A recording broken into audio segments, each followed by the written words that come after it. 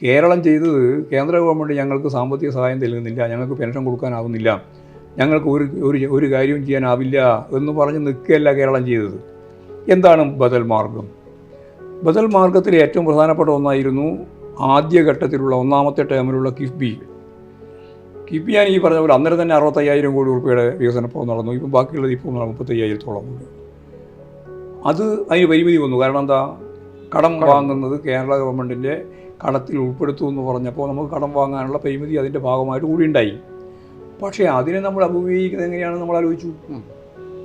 അങ്ങനെ ആലോചിച്ചപ്പോഴാണ് ഇപ്പോൾ ഞങ്ങൾ കണ്ടത് അതിലേറ്റവും പ്രധാനപ്പെട്ട ഒന്നാണ് സ്വയം സംരംഭകരെ കണ്ടെത്തുക എന്നുള്ളത്. ഒരു 2-3 ലക്ഷത്തിലധികം സ്വയം സംരംഭകരെ കണ്ടെത്താനായി.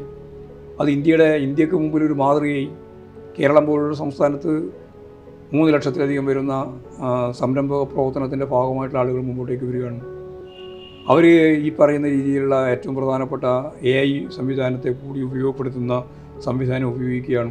28,000 കോടി രൂപയുടെ ഇൻവെസ്റ്റ്മെൻറ്റ് വന്നു. ഇപ്പോഴും നമ്മുടെ മുമ്പിൽ ഒരു ഇൻവെസ്റ്റ്മെൻറ്റ് മീറ്റിംഗ് നടത്തി. അതൊരു പുതിയ ആവേശമാണ് കേരളത്തിലെ ജനങ്ങൾക്ക് മുഴുവൻ നൽകിയിട്ടുള്ളത്.